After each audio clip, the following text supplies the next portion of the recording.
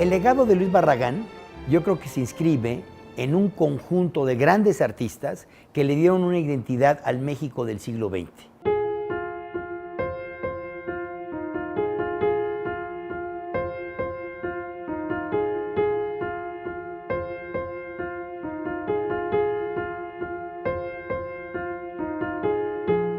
No todo debe de funcionar y ya.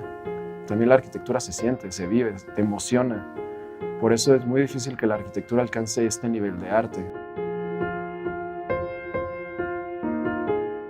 A eso se refería Barragán, que este tipo de nostalgia es lo que le daba belleza al espacio, esta emoción de estos recuerdos. Me dice Martín, mi hijo, papá, es que vivimos no solo en una casa de Barragán, la más bella, sino es una de las casas del mundo, dice, de las casas más hermosas que hay en el mundo.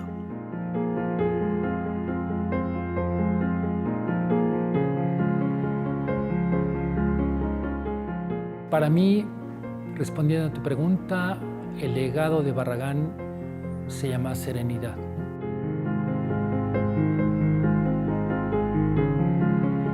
Es que con los años el legado de Barragán, su imagen, su prestigio ha seguido creciendo.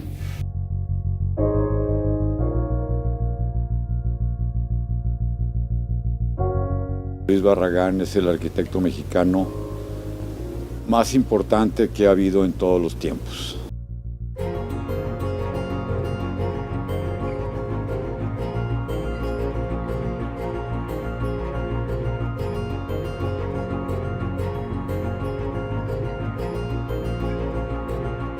¿Conoces la fuente esa larga? Bueno, con el muro blanco y el otro muro azul, que es una obra de arte que la ves y no sabes ni por dónde comenzó, ¿no? El interés que esto despierta, ha despertado y seguirá despertando en muchos arquitectos de todo el mundo que casi vienen un peregrinaje a México a ver la obra.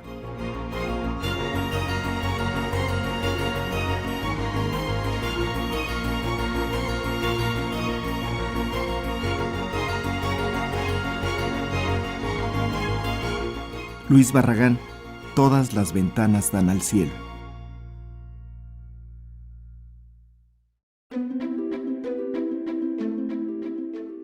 Hay arquitectos que construyen espacios y hay arquitectos que con el espacio construyen una atmósfera. Estos últimos son muy pocos y uno de ellos fue el arquitecto mexicano Luis Barragán. Su destino es un arco que fue del campo a la ciudad. Nació en Guadalajara, Jalisco en 1902 y murió en la Ciudad de México en 1988. Fue un hombre elegante y refinado, amante de la buena vida, pero con un espíritu cuyo refugio eran la luz y el silencio. Sus muros, sus jardines, sus ventanas son el testamento de este artista, el único mexicano ganador del premio Pritzker. Su obra no es un anillo de brillante, sino un diamante, pura, pristina y resistente al tiempo y a las ocurrencias. Su legado no son cenizas, sino arquitectura. Los jardines de la memoria. Se refería a los jardines como una arquitectura sin techos. Él considera los jardines como si fueran estancias abiertas en la casa, no jardines como la noción que tenemos generalmente de lo que son los jardines. Hoy se habla de esa saturación de jardines de Barragán que a mí me parece uno de los grandes errores en relación a Barragán y en relación a su propia casa, que hoy el jardín está brutalmente saturado, siendo que él varias veces se refirió al cielo como su principal fuente de inspiración. Y hoy en el jardín de su casa no se ve el cielo, en el jardín de esta casa no se veía el cielo. No que esté mal tener una selva, pero había que regresar a lo que Barragán quiso.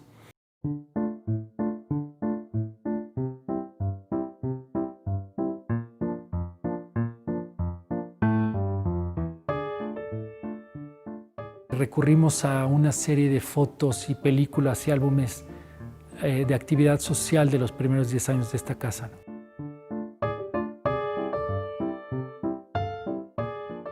Cuadro por cuadro, y cada que encontrábamos una escena del jardín había que investigarla perfectamente bien para saber cómo había sido el jardín en 1955, en 1957, en los 15 años de una de las hijas, etcétera, ¿no? Entonces sí fue un proceso fantástico. ¿Estuviste viendo imágenes, fotografías de las pachangas que había? Claro, yo desafortunadamente no tuve tanto tiempo como hubiera querido para aventarme la película completa del bautizo, los 15 años o la boda, pero sí te digo, hubo este equipo de ahora amigos que se dedicaron a ver a detalle en las películas para encontrar cómo había sido el jardín, cómo había sido la ventana, y tratar de dilucidar detalles a través de esa información que era social, ¿no?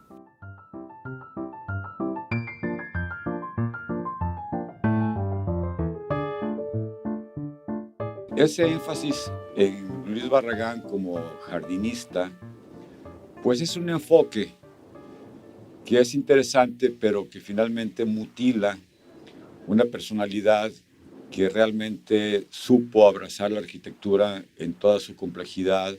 Me siento profundamente conmovido por la gentileza con que se me ha recibido y por su amable presencia en este acto tan significativo para mí. Quisiera poder expresar con palabras adecuadas la gratitud que siento por haber sido elegido para recibir este honroso premio instituido por la familia Pritzker.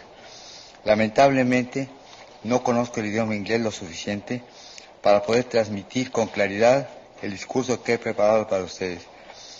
Mi querido amigo el doctor Edmundo O'Gorman me hará el favor de leerlo. Underlying all that I have achieved, such as it is, are the memories of my father's ranch, where I spent my childhood and adolescence. In my work, I have always strived to adapt to the needs of modern living the magic of those remote, nostalgic years.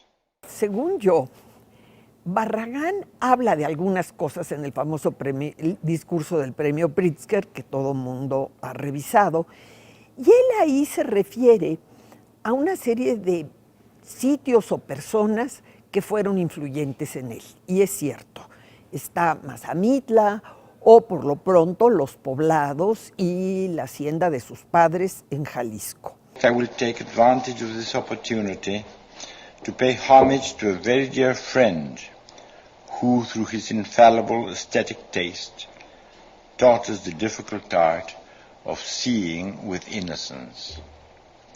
I refer to the Mexican painter Jesús Chucho, for those who knew him, Jesús Reyes Ferreira.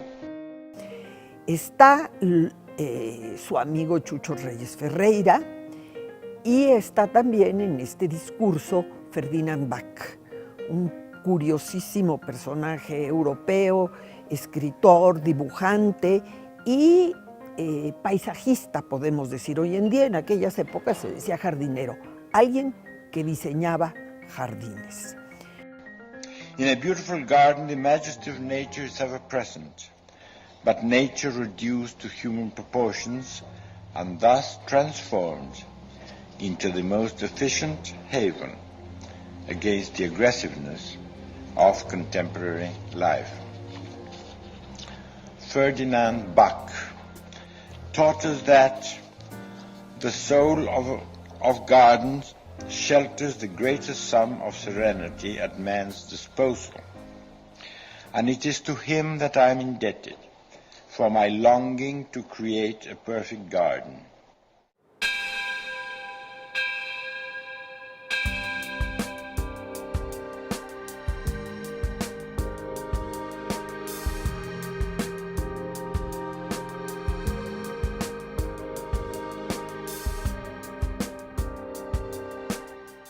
Aquí creo yo que Luis Barragán lo que quería era hacer un jardín porque ya traía en mente muchas ideas durante más de 10 años desde que vio los jardines de Ferdinand Bach en el año 25, 26. Entonces aquí tuvo él la oportunidad de recrear su primer primer jardín, como él dice, en el año 1941.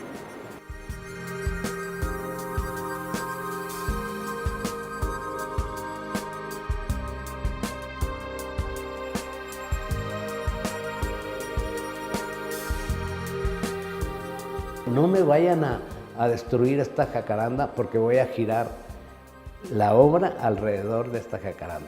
Porque este va a ser el verde de esta casa. Yo no pinto verdes, este va a ser el jardín de esta casa. Déjenmelo, yo me voy a encargar de volverla a cuidar, a vitaminarla y toda la cosa. Total que la jacaranda llegó a ser una cosa espléndida, maravillosa, que llegaba con los vecinos de atrás, del lado derecho, del lado izquierdo, hasta la calle llegaban las puntas del árbol.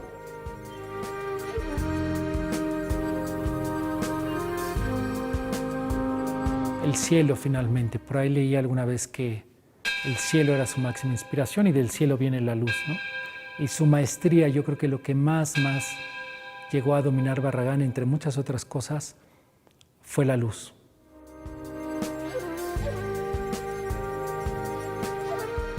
Gran ventanal que también ha sido reproducido miles de veces en revistas, en artículos, en películas y todo lo demás, que pues, establece esta relación entre el interior y el exterior que es parte fundamental de su obra. Jardines que son casas y casas que son jardines.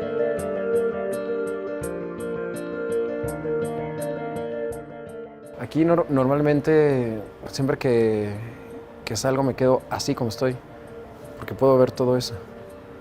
Justamente los planos, las secuencias de verdes hacia atrás. También te das cuenta que estás contenido en una ciudad, pero aún así se siente el oasis que la casa te da. Yo creo que lo primero es que es un gran privilegio. Podríamos mencionar placer, pero prefiero hablar de privilegio. Creo que es mucho más un privilegio que un placer, ¿no? Un privilegio que te acerca a la plenitud, a la felicidad.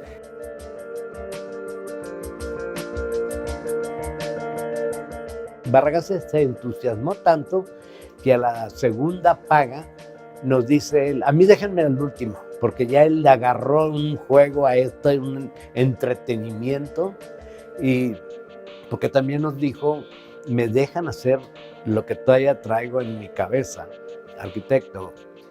Y Pancho le dice, usted haga lo que quiera, nosotros respondemos con todo. Venía a todas horas, decidía un color, decidía una ventana, viéndola no solo a las 7 de la mañana o al amanecer, al mediodía, en el cenit o al atardecer o anochecer, sino hacía eso mismo en las 2 estaciones prevalecientes que hay en México, para decidir personal y emotivamente qué color usar o qué tamaño darle finalmente a la ventana. Brincábamos solo, no lo podíamos creer, pero él además tenía dudas de que no le fuéramos a pagar. Le había comentado a Emilio, pues estábamos muy jóvenes.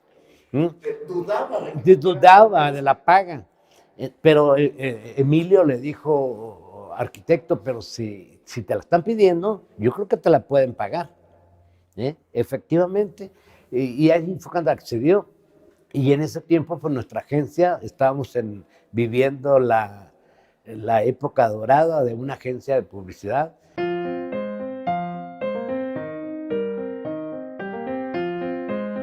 También hay una relación muy importante con Joseph Albers, miembro de la Bauhaus, el gran teórico del color. Eran muy amigos, Joseph Albers le regala un cuadro, hay una carta de Barragán dándole las gracias a Albers por ese cuadro. También conoció muy bien en la casa o departamento de Orozco en Nueva York, no solo a Orozco, sino a Frederick Kiesler, un muy interesante arquitecto. En fin, hay muchas otras influencias en su vida que son realmente muy importantes para entender este primer ingreso de Barragán a una modernidad, a un movimiento moderno pleno, como son muchos de los edificios y casas en la colonia Cuauhtémoc y en la Hipódromo Condesa, como después la modernidad de una obra que es al mismo tiempo regionalista, podemos decir.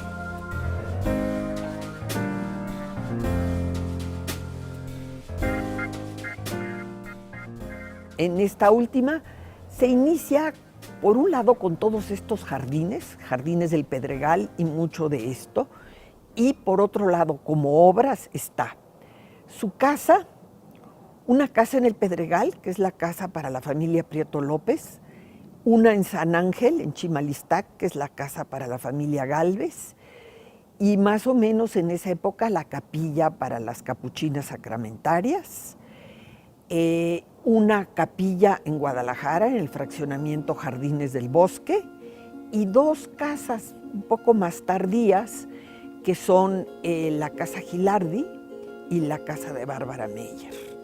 Una en Tacubaya, la otra en Bosques de las Lomas, y el trabajo con Matías Geritz en las Torres de Satélite y finalmente la Torre del Comercio en Monterrey.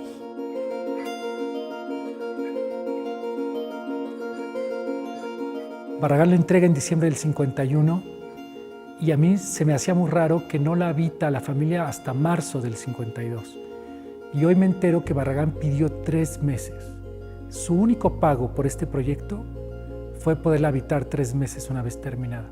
Entonces, Barragán la habita 3 meses, la entrega y la familia se muda en marzo de 1952 y ese es el estado en el que la casa está actualmente.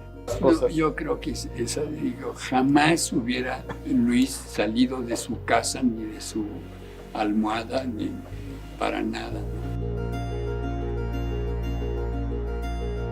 Yo creo que ahí son indisociables. ¿Por qué? Porque el color sobre todo viene de Chucho Reyes. Hay que ver las primeras obras de Jalisco, no son casi monocromáticas, no hay aplicación de color. El color lo empieza a aplicar él con la relación con Chucho Reyes. Chucho Reyes era un hombre fantástico, elocuente, y Barragán, si algo tuvo también, es esa capacidad de absorber el talento de las personas con las que se rodeaba. O sea, hay muchas versiones y opiniones sobre, decían, no, es que eso se lo copió a Max Cheto, eso se lo copió a Chucho Reyes, eso lo extrajo de las reflexiones de O'Gorman o de Geritz, de las plantaciones de Geritz. Sí, sin duda, cada uno de ellos eran los personajes, todos, ¿no?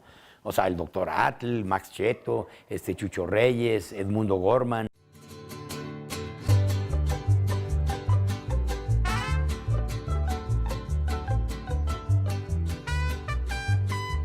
Los pintores de Chucho Reyes son los que les aprendí a hacer el tono. Hay que irle jugando con la pintura. Es todo un proceso, es mucha maniobra para ir exactamente, que no se pase ni que nos falte, que sea el tono bien.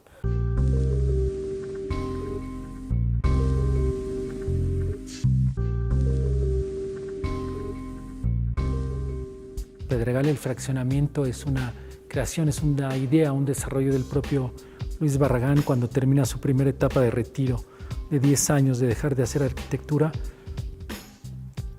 Compra un predio aquí muy cerca para vivir al aire libre, para venir de Tacubaya a pasar tiempo aquí a estos jardines.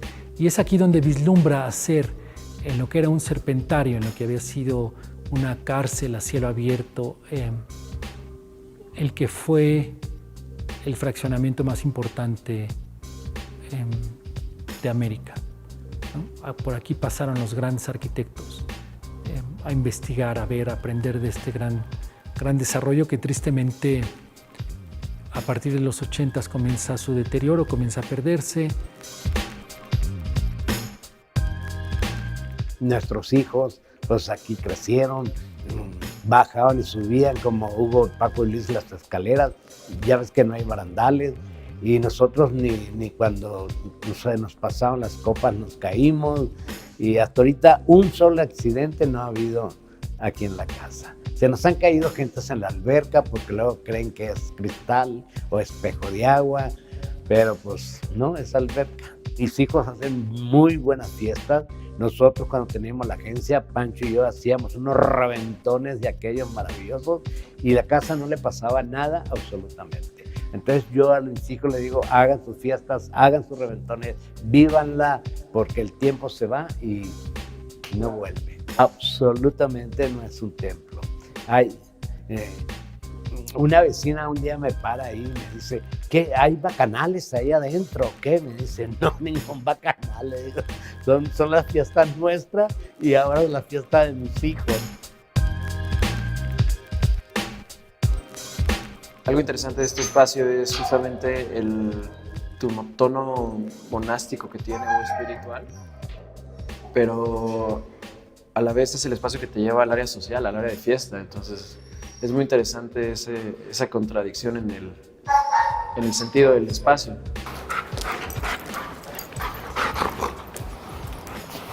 Lo interesante del patio es cómo te contiene, cómo te aísla de la ciudad, de todo ese ruido y de toda esa contaminación visual o agresividad, y cómo te enmarca el cielo. Justamente es una toma que nunca se había hecho.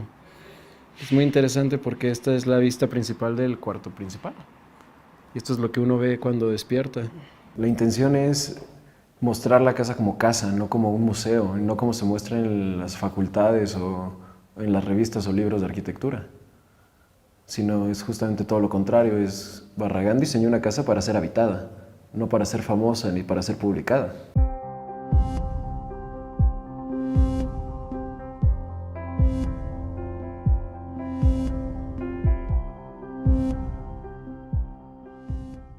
Va a ser un laboratorio de arquitectura que siempre lo va a ir cambiando. Cuando nos preguntan cuánto tiempo le llevó construirlo, toda su vida. Si nosotros revisamos planos originales, esta casa ya no coincide con eso, porque siempre la fue renovando, agregando, quitando muros, nuevos colores, etc.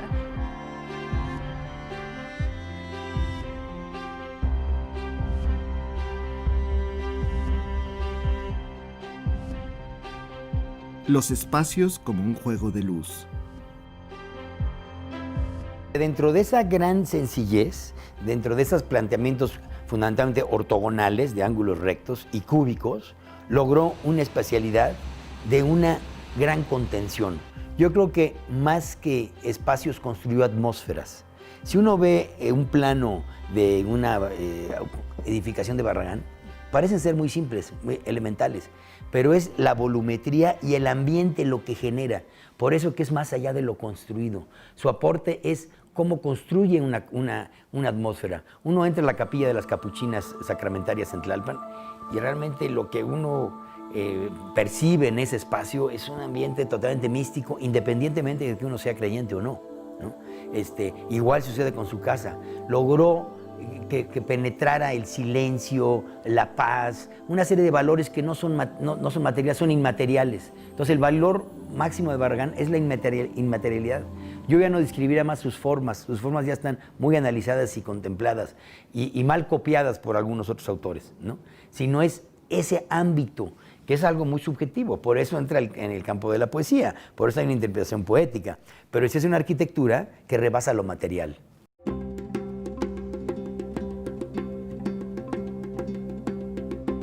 Estos valores esenciales que él aprendió de su infancia en Jalisco, de sus viajes al norte de África, de muchos otros lados, donde recuperó buena parte de esta esencia de la arquitectura vernácula, que mucho tiene que ver con la paz, con la serenidad, con la tranquilidad, con el reposo.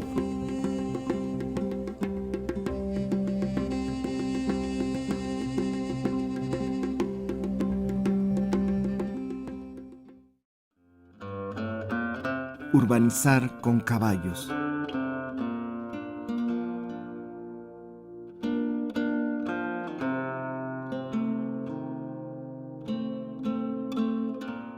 Luis Barragán tuvo desde muy temprano un amor a los caballos que le duró toda la vida. Baste decir que creo que murió con 14 fracturas acumuladas a través de su vida por causa de caídas del caballo.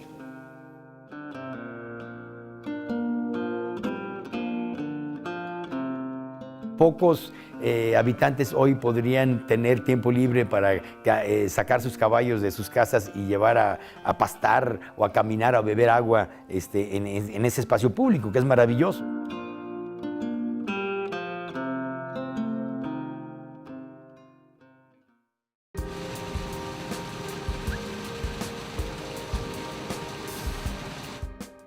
Reproducía un esquema todavía un poco rural o campirano de sus orígenes, llevado a una ciudad que ya no tenía esa dinámica. Las Arboledas están muy cerca de Barrientos, ¿no? Es una zona industrial.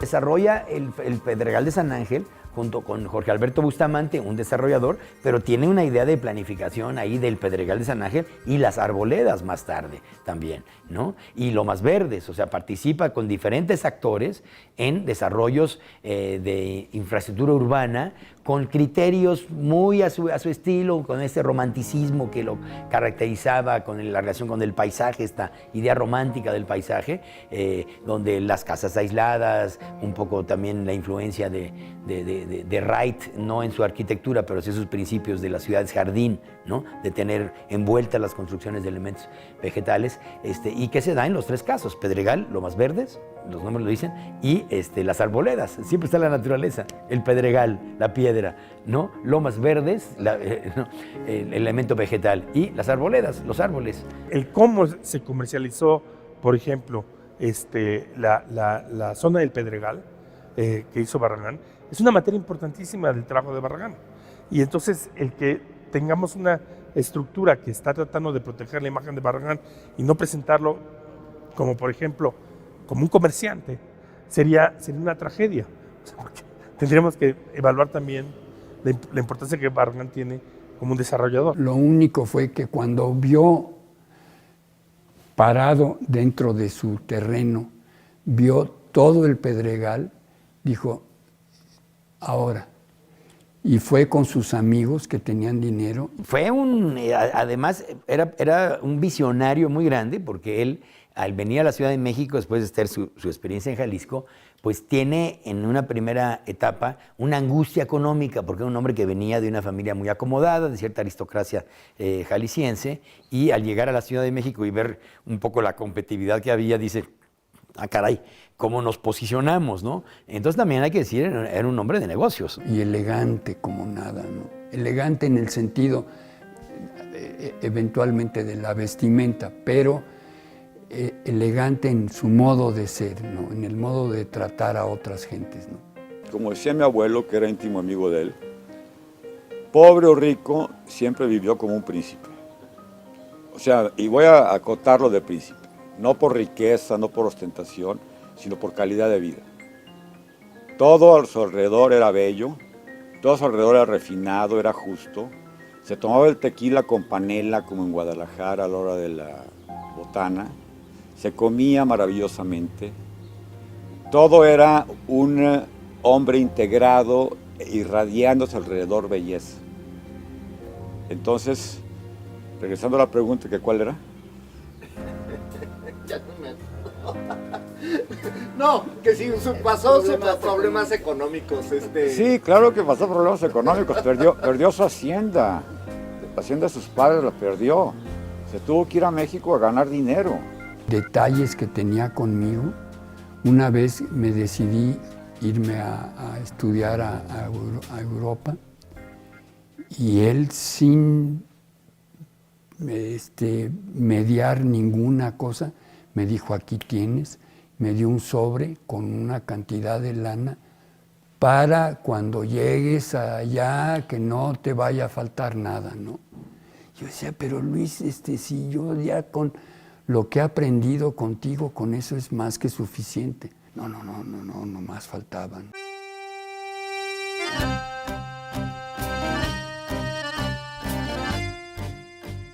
Inspiradas en las toscanas torres de San Gimignano, las torres de satélite son un proyecto arquitectónico y urbanístico creado en 1957 por Luis Barragán y el artista de origen alemán Matthias Geritz.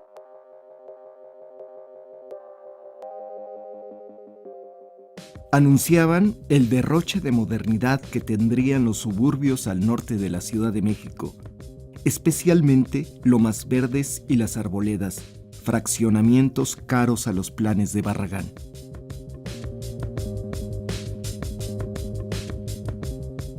Es un homenaje a la amistad de sus autores originales, de sus creadores, Luis Barragán y Matías Geritz. Cuando se disgustan Barragán con Matías Geritz, que sí se disgustaron por la autoridad de las torres, y que Ignacio Díaz Morales le obliga, los sienta a los dos y le dicen, a ver, se me sientan los dos que son mis amigos, y aquí firman los dos que las torres satélite es una coautoría de ambos, y ya dejen, se está diciendo uno del otro, ¿no? ¿Sí me explicó? El que más armó escándalo fue el propio Matías, porque Matías también tenía coraje de que Barragán tenía más reconocimiento. Lo trabajaron juntos y yo estoy segura que trabajaron juntos.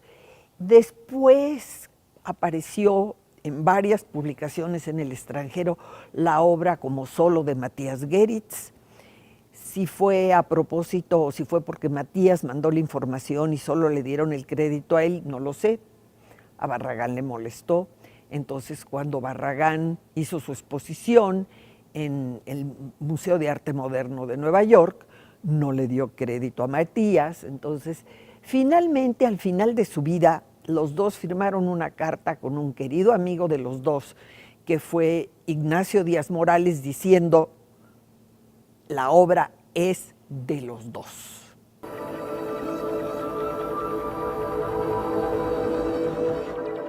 Son muy fotogénicas, pero en ciertas condiciones climáticas es un verdadero reto poder interpretarlas.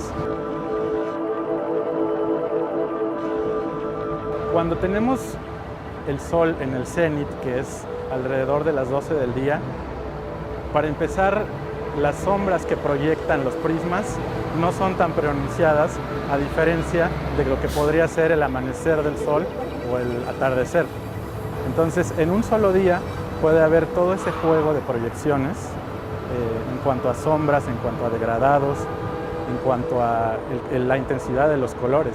Hacia los últimos 3 meses del año hay una intensidad mucho más particular que a diferencia de, por ejemplo, mitad del año, julio, agosto. Él tenía un talento especial para estudiar, para ver, para acercarse a una serie muy disímbola de influencias y finalmente haberlas hecho todas congruentes en una expresión que es la de sus últimas 5 o 6 casas y la capilla.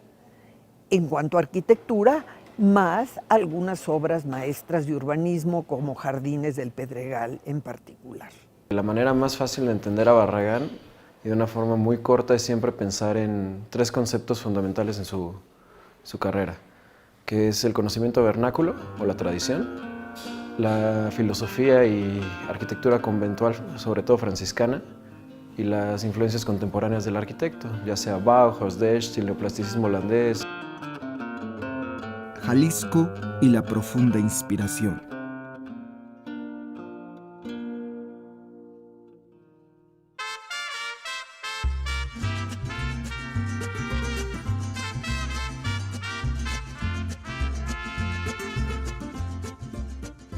Luis Barragán tuvo una relación intensa toda su vida con Guadalajara, desde el nacimiento hasta la muerte.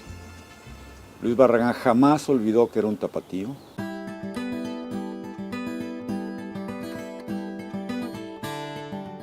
Aquí en Guadalajara la obra maestra sin duda es la casa de don Efraín González Luna, también conocida ahora como Iteso Clavijero, y que es una absoluta obra maestra.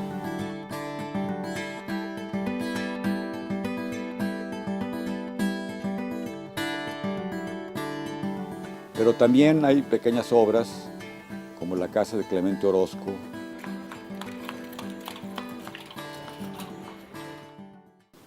como la casa de los Robles León.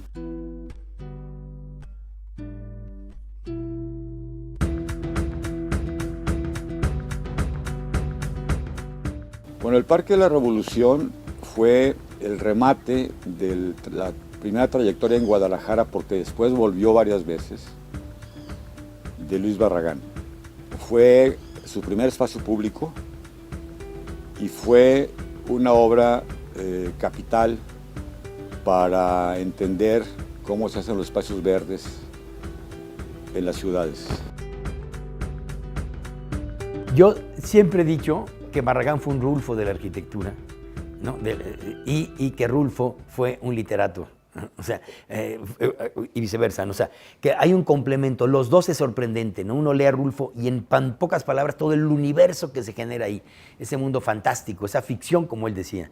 Barragán también nos arma, con muy pocos elementos, con realmente lo mínimo, una gran sensación.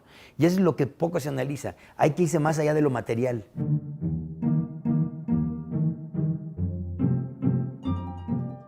Creo que una de sus principales influencias en la vida fue Marcel Proust. Como artista, como escritor, como rememorador, como estilista, como analista de las pasiones humanas. Diario me mencionaba a Marcel Proust y Marcel Proust. Comencé y me compré los 2 libros, había una colección de toda la obra de Proust, en 2 libros, de cantos de obra, parecía Biblia. Yo iba con el libro proustiano y todo el mundo pensaba que yo regresaba de misa, ¿sabes? Porque parece un misal, ¿no? Con Juan Rulfo hay una similitud muy interesante porque los dos, por decirlo así, son del sur de Jalisco. Uno de la Sierra de Tapalpa, Rulfo, de Sayule, de San Gabriel, y otro de la Sierra del Tigre, de Corrales y de Mazamitla. Eso hace que haya una especie de humus fundamental que a los dos los nutrió y que encontraron en la veta popular una de sus principales inspiraciones y también en la elegancia personal. El brillante Pritzker. Cuando salió me podemos llamar escándalo, no sé qué será, nosotros tuvimos contacto con Federica Zanco y le preguntamos, Federica, ¿vas a regresar al archivo? No, me dice, de ninguna manera. Esto ya nos platicó que esta señora había ido allá a la fundación, a Suiza, a Basilea, con el propósito de que le abriera los archivos y ella disponer, no sé de qué, dice, pero ella quería que yo le abriera los archivos. Entonces Federica de ninguna manera, pues no se los abrió. Entonces Jill se puso muy furiosa, se regresa ella y por medio de la familia en Guadalajara, se empezó a entrevistar con ellos y a platicarles y la idea que traía y que necesitaba pues los 530 gramos de cenizas, fundirlos y hacer un brillante para regresárselo a la señora Federica. Pero pues no era esa la idea. Fue un escandalito, ya se apagó y ya, pues ya sucedió, ya el brillante ya no sabemos dónde para. Su cuerpo dejarán, no su cuidado. Serán ceniza, mas tendrán sentido. Polvo serán, mas polvo enamorado.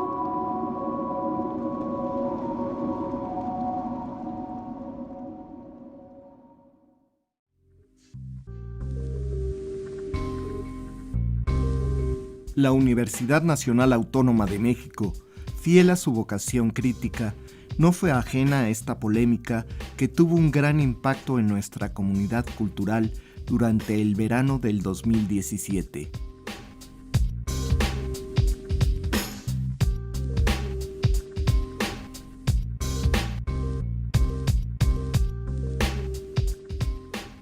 First, I was just simply seduced by his work. I went to visit his house and I was led on a tour, which is also a storytelling process, of course. Someone leading you through the house and telling you about Barragán and his life and the way he designed the house.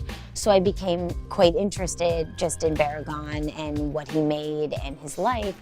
And then when I found out about the legacy and, as I said, the controversies around the legacy, that part of it was in Switzerland and part of it was in Mexico City, and there was limited access on the one in Switzerland.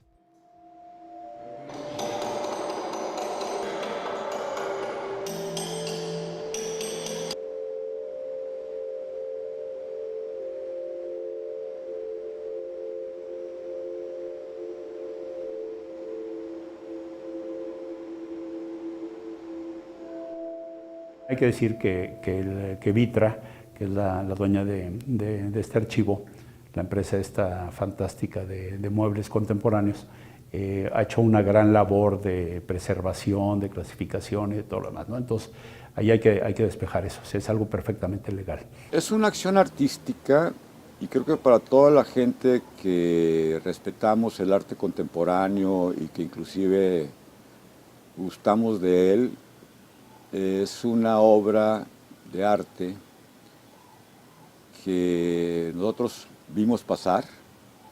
La fundación está desde el principio perfectamente deslindada de ese proyecto. Fue un proyecto exclusivamente de Gilles Magid. Pienso que fue una transgresión en muchos sentidos. El arte siempre es transgresor.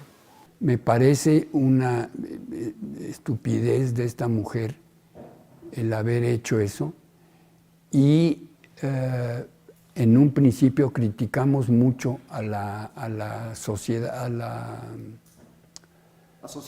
asociación por no ponernos, pero son de las cosas que pasan un día y no te das cuenta hasta que la cosa llega a tener implicaciones mayores, ¿no?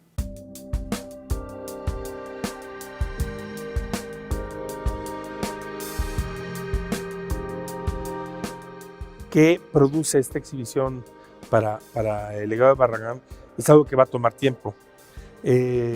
La pregunta de qué deja la UNAM esta exhibición involucra una decisión de un lugar como la UNAM, que característicamente es un lugar de muchísimas opiniones.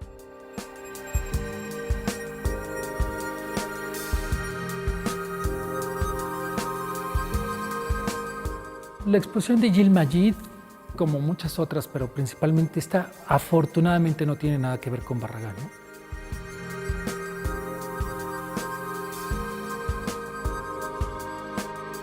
Para la restauración del Parque de la Revolución encontré en el archivo municipal los planos originales y con esos planos hicimos toda la restauración. Es necesario contar con un acervo completo de planos originales de todas las obras de Luis Barragán. Desgraciadamente se fueron a Suiza y la fundación o el negocio que se llama Vitra, que es propietaria de los planos de Luis Barragán, no los presta. Nosotros se los pedimos para el Parque de la Revolución, el alcalde directamente se los pidió y fue denegado de una manera muy poco cortés. Yo conozco a Federica Zanco, la directora de la sociedad esta, y sí creo que están en buenas manos, ¿no? Ella es muy puntillosa, muy... Los de Guadalajara no la quieren mucho porque se llevó todo el archivo de Luis a Suiza. Ella tiene sus planos, los pagó una lana por ellos y sería cosa de que o le hicieron mal la invitación para que soltara los planos y como ya dijo no, mis planos no salen para allá porque son copias únicas, no es una fotostática. Creo que puso en evidencia precisamente este tema de cómo se va por las corporaciones capitalistas concentrando el poder, concentrando la información. Ahora, en cuanto, y en lo particular, con el archivo de Luis Barragán, para tomar el punto. México, en su momento, no hubo institución que se interesara por el archivo, y esto hay que decirlo. A los mexicanos ha pasado mucho eso. Yo hablo en cuanto a mi experiencia personal, no puedo hablar de otra cosa. Yo ese archivo lo conozco, yo fui a Basilea, ¿no? Porque yo fui director de la Facultad de Arquitectura, y yo pedí conocer ese archivo y tuve acceso. Me lo mostraron, yo vi cómo estaba todo catalogado.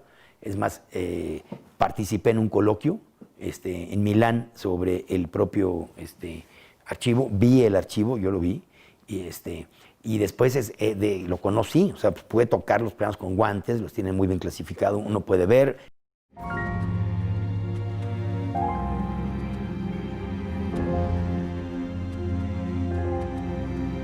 Creo que hay un primer consenso y es que se celebra la conversación que la propia universidad ha ofrecido y eso explica, justifica cuál es el papel de los museos universitarios y cuál es el papel de las áreas de difusión cultural.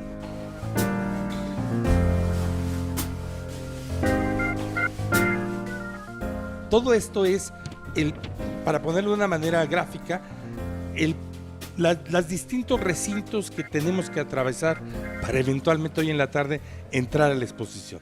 Ha habido una arquitectura del ruido, vamos a llamarla así, que ha generado una enorme ciudadela.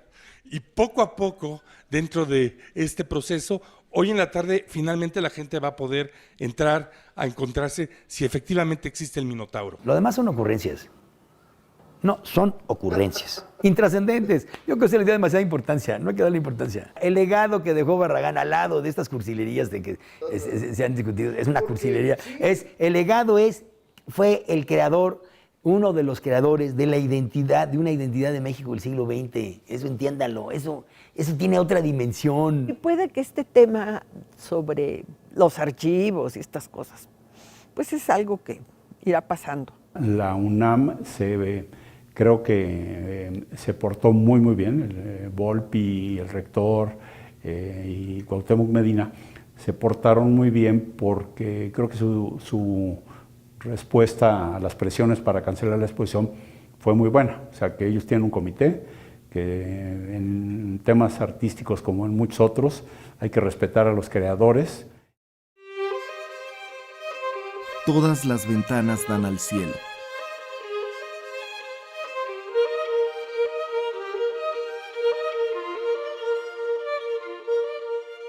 No lo hacíamos, pero empezó la gente, sobre todo los japoneses, con piedras tocaban la puerta, porque querían entrar, y pues a veces sí y a veces no, y siempre, entonces fue cuando ya nos dijo Catalina Corcuera, ¿sabes qué? Tienen que abrir, porque no los van a dejar vivir, porque esto es mundial, de todas partes del mundo van a venir a ver. Tarahuando, Saramago, Toyohito, Zaha Hadid en especial. A Martín, mi hijo, le impresionaba porque decía que era muy fuerte su personalidad. Y le digo, no, tú la vas a recibir si le tienes miedo, pues para que le pierdas el miedo. Entonces llegó Zaha y se le fue encima besándolo muy a la europea. Y al ratito, papá, los quiere saludar Zaha Hadid. Y ya se le quitó el miedo pierde miedos. Sí, bueno, porque ella es iraní, Sí, y de un carácter muy fuerte. Sí. No sabes. Y nomás de verla, sí te imponía. Cuando entra ya con Martín, le abre la puerta del que llega aquí al fondo de la alberca, abre la puerta, no, dice Martín, vuelvo a cerrar porque yo conozco esta casa piedrita por piedrita, pero el estar aquí parada es otra cosa. Estoy muy emocionada, sus pelos, era media peludita, se le pararon los pelos. Silencio, luz y soledad. Inclusive dice que la gente que le tema o le rehuya a la soledad no pueden vivir su arquitectura.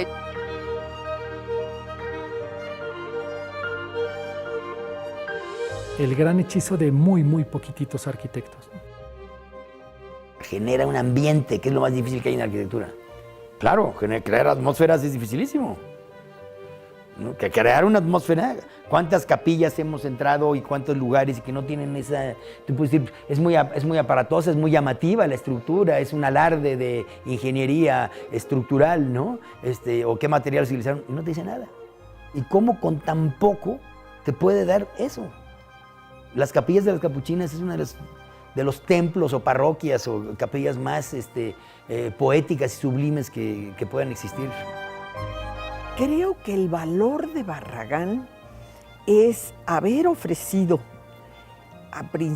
en 1950, a mediados de siglo, un nuevo camino para la arquitectura mexicana.